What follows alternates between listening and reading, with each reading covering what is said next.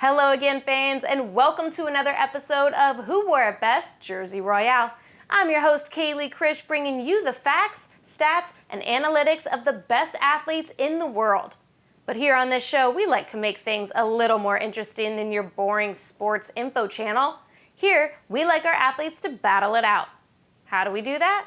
Well, each week yours truly picks a number between 0 and 99, and then we look at the careers of the top athletes to ever wear that number. Once we know who our candidates are and all about the contributions to their individual sport, then I pick a winner. And from there on out, there's no more debate, no discussion. That athlete will forever be known as the greatest to ever wear their number. Now you know the show. It's time to reveal which number we are digging into this week. Now this number has a lot of great athletes associated, but I think there are 4 that are cream of the crop, so get ready to watch them battle it out. Tonight we are taking a look at the best athletes to wear the number 20. That's right, big 2-0. Let's jump in, shall we?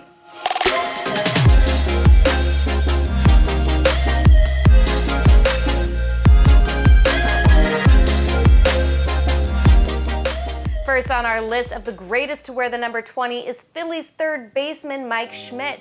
Besides having an outstanding mustache, Schmidt was known for his combination of power hitting and strong defense. Schmidt played his entire 18-season career with the Phillies, compiling all-time franchise records for home runs with 548, RBIs with 1,595, and walks with 1,506. And during his career, Mike led the NL in home runs 8 times and in RBIs 4 times. Now that's impressive enough just as a hitter. But remember I said he was strong on defense too, right?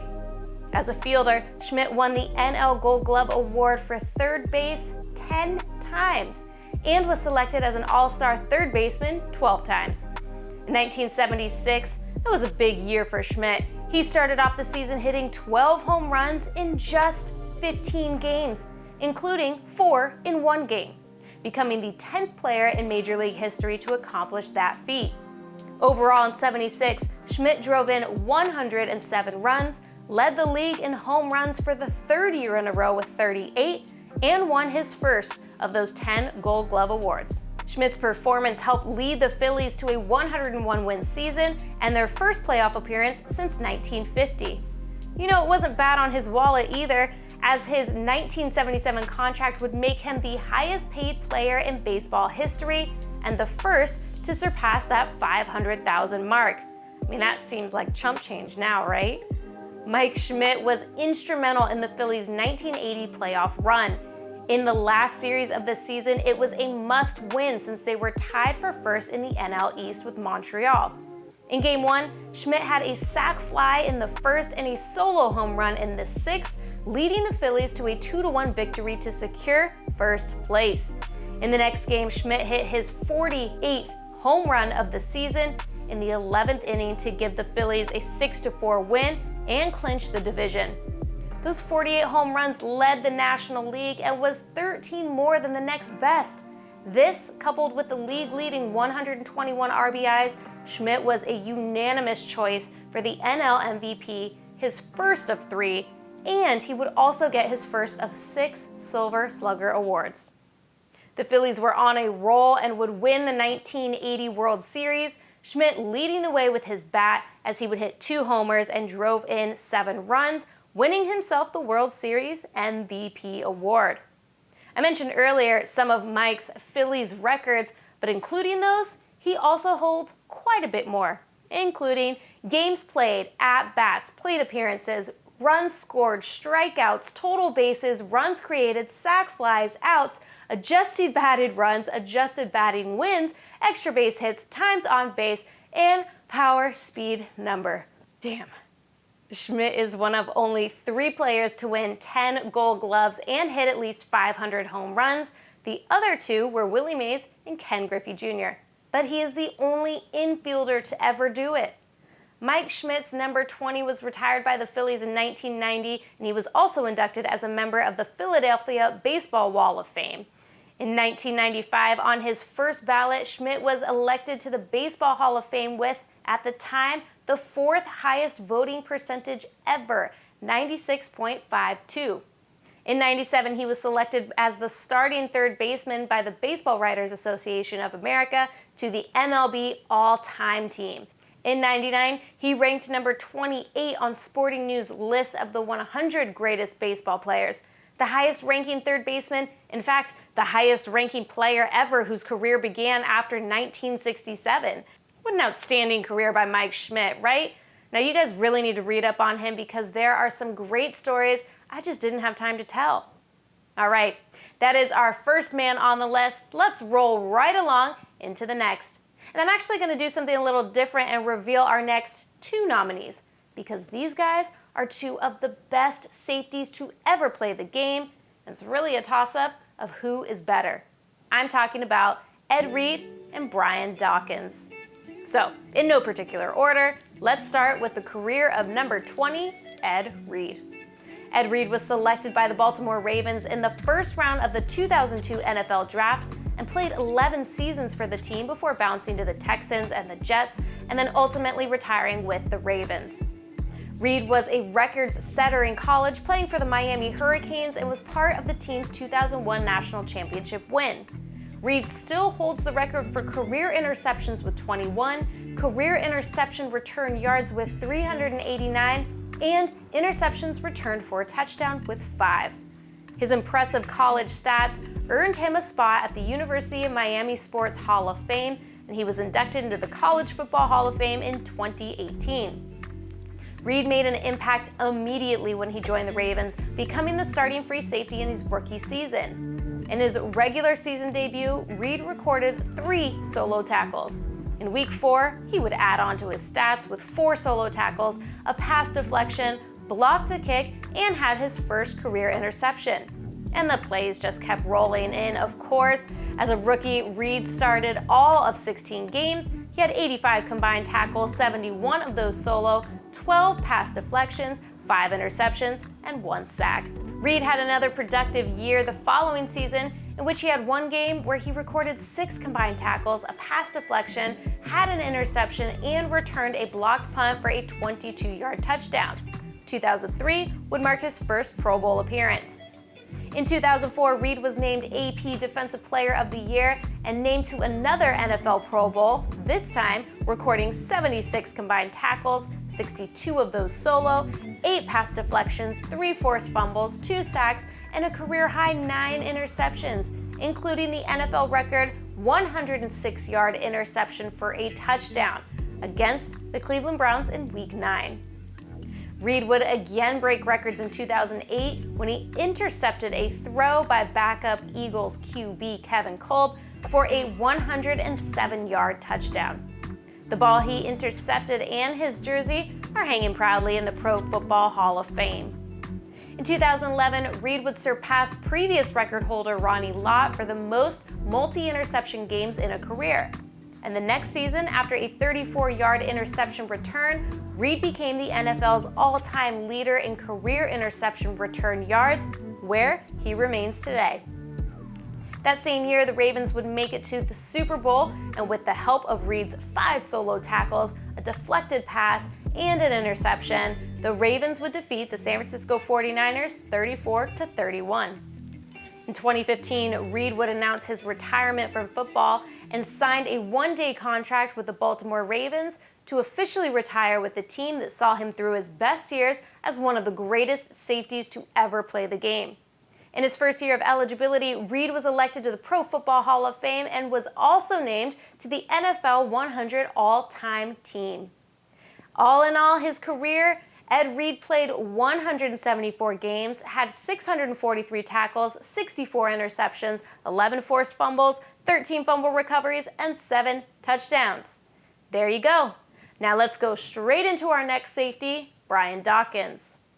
Brian Dawkins played 16 years in the NFL, primarily with the Philadelphia Eagles, and then his last 3 seasons with the Broncos. Dawkins is also considered one of the greatest safeties of all time. He was viewed as a leader of the Eagles defense, and he was named to 9 Pro Bowls and 5 All-Pro first teams during his career. Prior to being an Eagle, Dawkins played for Clemson University as a 3-year starter. He finished his career with 247 tackles and 11 interceptions. He received first-team All-ACC honors in '95 and tied as conference lead with a team-high 6 interceptions. Dawkins was also named the first-team strong safety on Clemson's Centennial team and was elected to the school's Athletic Hall of Fame in 2009. Clemson valued his work ethic on and off the field so much, in 2013 they established the Brian Dawkins Lifetime Achievement Award to annually honor a former Clemson player for their performance on the field, contributions in leadership, and community service. The Eagles selected Dawkins in the second round of the '96 NFL Draft after their director of scouting had seen such an impressive outing from him at the NFL Combine, which complemented what he saw on the field at Clemson. It didn't take long for Dawkins to prove he deserved the starting position, and in Week 3 of the regular season, head coach Ray Rhodes did just that. 1 week later, Dawkins would make 4 combined tackles and his first career interception for a 30-yard gain, which would seal the Eagles' victory in the fourth quarter. Dawkins would finish his rookie season with 75 combined tackles, 3 interceptions, a sack, and a forced fumble. In '99, Dawkins was signed to a 3-year deal with new head coach Andy Reid, and he flourished in his first season with defensive coordinator Jim Johnson, finishing the season with 73 combined tackles, 6 forced fumbles, 4 interceptions, 1.5 sacks, and a touchdown. He was subsequently named to his first Pro Bowl. In 2001, the Eagles' defense really started flying as they ranked second in the league in defense, coming from 22nd just 2 years earlier.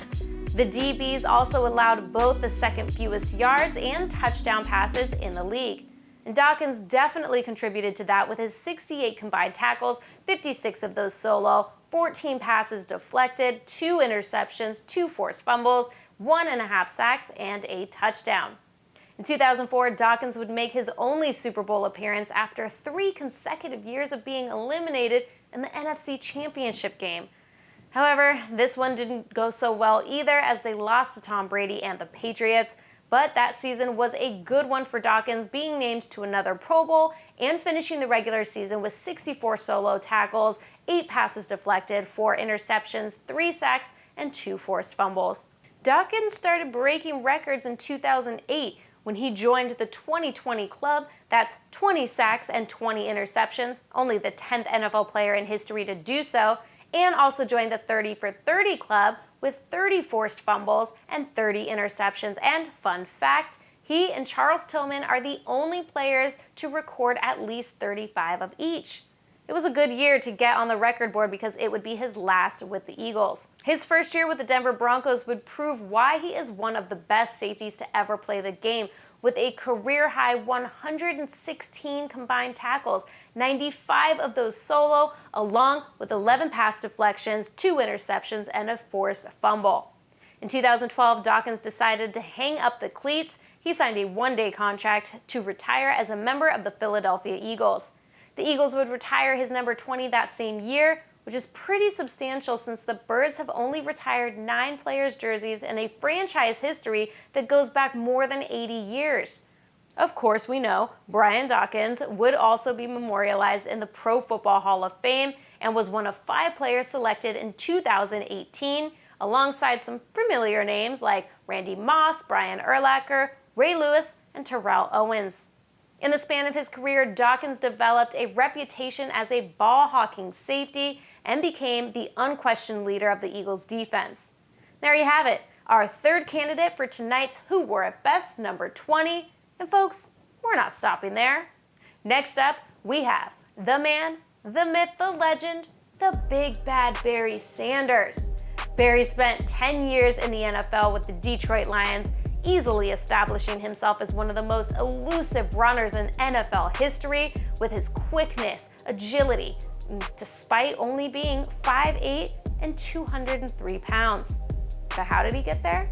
Well, Barry compiled what is considered among the greatest individual seasons in college football history for the Oklahoma State Cowboys, where as a junior he rushed for 2,628 yards and 37 touchdowns in just 11 games. Barry was unanimously recognized as an All-American, obviously, and was also awarded the Heisman Trophy with 559 first-place votes out of just over 700. After Sanders was selected 3rd overall by the Lions in the 1989 NFL Draft, he made an immediate impact in his rookie season.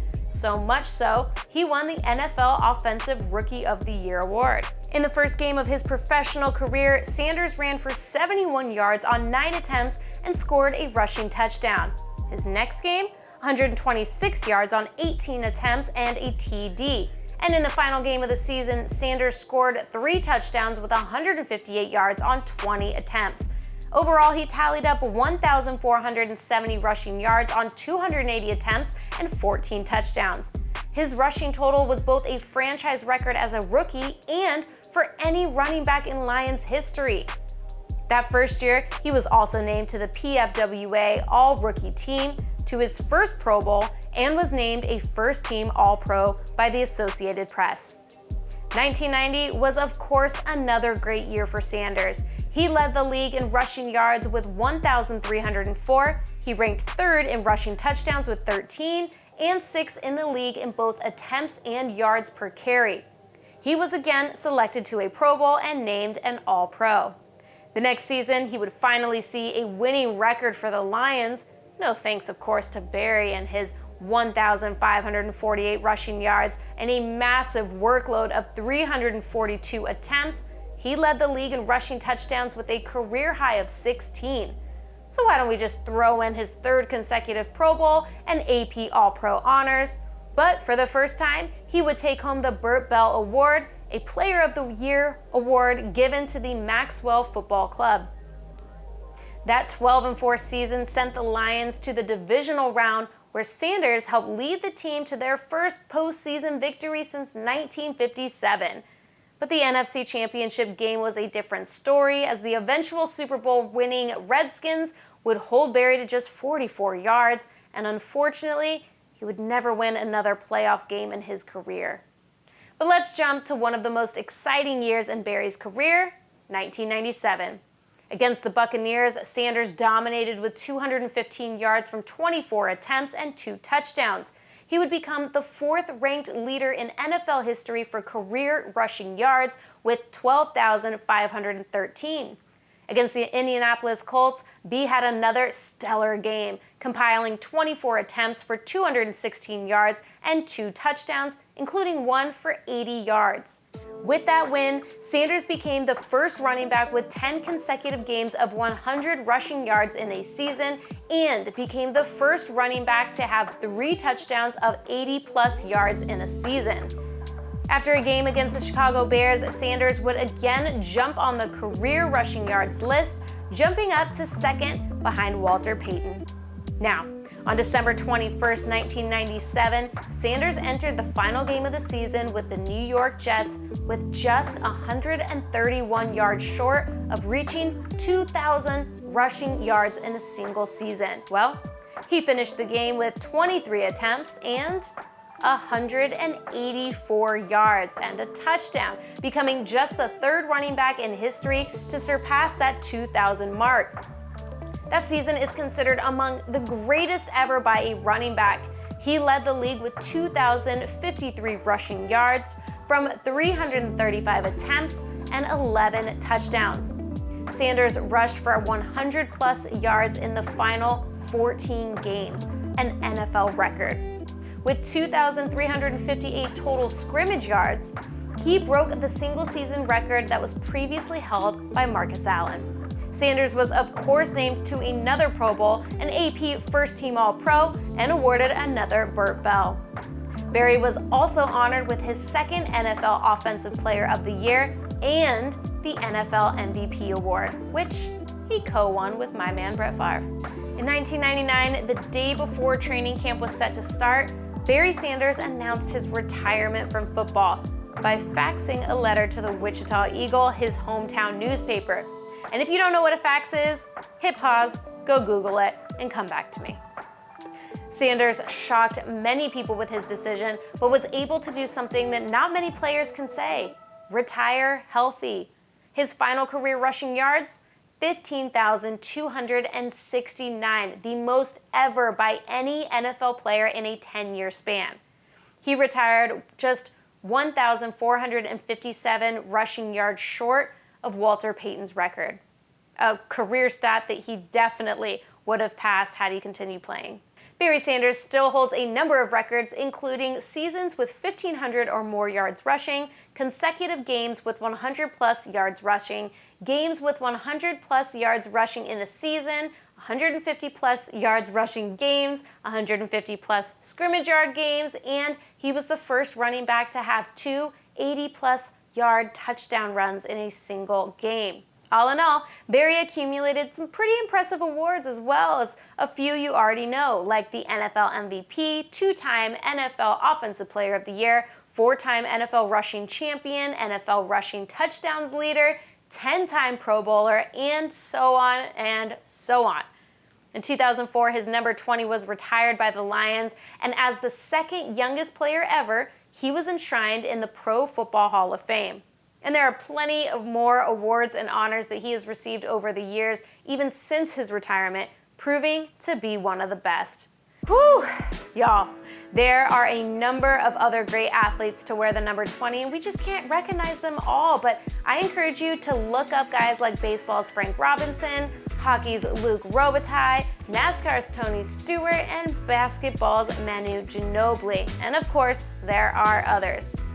And there we have it, our four contenders for who wore it best, number 20. Let's recap, shall we? You've got 10-time Gold Glove winner Mike Schmidt, NFL record holder Ed Reed, ball hawking Hall of Famer Brian Dawkins, and Heisman and NFL MVP Barry Sanders.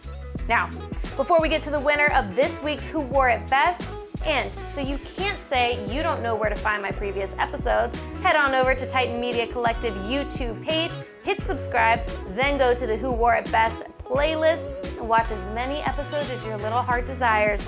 While you're at it, share the content with your friends and hit the like button. All right, now that all the housekeeping is in order, it is time to reveal who was crowned the best to ever wear the number 20. And it is... I know, some of you all out there are already screaming out the name, but are you right? Well, if you were screaming, Big Bad Barry Sanders, you are absolutely right. Come on, you guys. This guy has some of the best highlights you will ever watch in football, ever. Trust me. He was unlike any other running back to enter the game. He was number one on the list of greatest players to never play in a Super Bowl, which is so sad, but come on, the Lions just couldn't or didn't want to develop a strong team to surround their golden egg. So instead of jumping teams and chasing the paycheck, Barry Sanders left the game on top and remains, in my opinion, the greatest running back we have ever seen. All right, folks, there you go. Barry Sanders takes the number 20. We all kind of knew that though, right? Right. You know where to find me, right here, giving you the scoop and the best of the best. I'm Kaleigh Krish, this is Who Wore It Best, and I will see you next time.